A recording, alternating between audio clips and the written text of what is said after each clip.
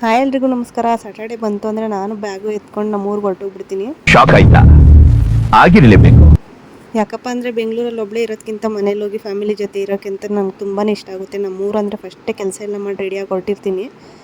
ಇವತ್ತೇನು ಹತ್ತಿದ ತಕ್ಷಣ ಸೀಟು ಸಿಕ್ತು, ಹಾಗೆ ಪಾಪ್ಕಾರ್ನ್ ಎಲ್ಲ ತಗೊಂಡು ಚೆನ್ನಾಗಿ ತಿಂದೆ, ಮತ್ತು ಊಟ ಕೂಡ ತಗೊಂಡೋಗಿದೆ, ಅದು ತಿಂದೆ. ತಿಂದಿದ ತಕ್ಷಣ ವಾಮಿಟ್ ಹಿಂದೆನೇ ಬಂದುಬಿಡ್ತು. ವಾಮಿಟ್ ಮಾಡೋ ಅಷ್ಟೊತ್ತಿಗೆ ನಮ್ಮ ಅಟ್ಲೀಸ್ಟ್ ನಮ್ಮ ಸ್ಟಾಪ್ ಆದರೂ ಬಂತು. ನಾನು ತಣ್ಣೆನಲ್ಲಿ ಇಳ್ಕೊಂಡು ನೋಡಿದ್ರೆ ಒಂದು ಜನ ಕೂಡ ಇಲ್ಲ. ನಾನು ಅಷ್ಟು ಲೇಟಾಗಿ ಬಂದರೆ ಇನ್ಯಾವ ಜನ ಇರ್ತಾರೆ ಬಿಡು ಅಂತೇಳಿ ನನ್ನ ತಮ್ಮಂಗೆ ಕಾಲ್ ಮಾಡಿ ಬರೋಕ್ಕೆ ಹೇಳಿದೆ. ನನ್ನ ತಮ್ಮ ಬಂದು ನನ್ನ ಮನೆಗೆ ಕರ್ಕೊಂಡು ಹೋದ. ನಾನು ಹೋಗೋಕ್ಕೆ ಮುಂಚೆನೇ ನಮ್ಮ ಅಕ್ಕ ಮಕ್ಕಳು ಎಲ್ಲ ಬಂದಿದ್ದರು. ಅಷ್ಟೇನಾ? ನಿಂದೆ ಚೆನ್ನಾಗೈತೆ ಹೇಳು. ಎರಡು ಚೆನ್ನಾಗಿ. ಈಗ ನಾನು ಯೂಸ್ ಮಾಡ್ತಿದ್ದೆ, ನಂಗೆ ಬೇಡ, ನೀನು ಇಟ್ಕದಿ ನಾವು ಅಂತ. ಚೆನ್ನಾಗೈತೆ ಹೇಳು. ಯಾಕೆ ಆಗವಲ್ಲ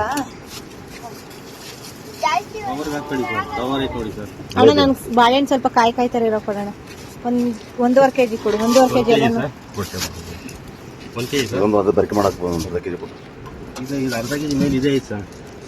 ಯಾವ್ದಾರು ಕರೆಕ್ಟಾಗಿ ತಗೋ. ಚೆನ್ನಾಗಿರೋದು ಕೊಡು. ಆಪಲ್ ಹೋಗ್ಲಿ. ಏನ್ ಮಾಡಕ್ಕಾಗಲ್ಲ, ಇವೆಲ್ಲ ರೈಟ್ಗಳು ಶಾನೆ. ನಾನು ಸುಮ್ಮನೆ ಇದ್ರ ಜೊತೆಗೆ ಆಗ್ತಾ ಇದೀನಿ, ರಸ್ಕಿನ್ ಜೊತೆ ರೈಟ್ಗಳು ಶಾನೆ. ಅಮ್ಮ ಹಿಂದೆ ಅಣ್ಣ ಬಾಳೆಹಣ್ಣು 1.5 kg 100 ರೂಪಾಯಿ ಅಂದೆ ಅಲ್ವಾ? ಹೌದಮ್ಮ. 3 kg 100 ರೂಪಾಯಿ. 1 kg ಕೊಡಿ ಸರ್. 50 ರೂಪಾಯಿ ಒಂದೂವರೆ. ಹಾ ಸರಿ ಕೊಡ್ರಿ ಅಣ್ಣ. ಕಾಯಿ ಇರಲಿ ಸ್ವಲ್ಪ.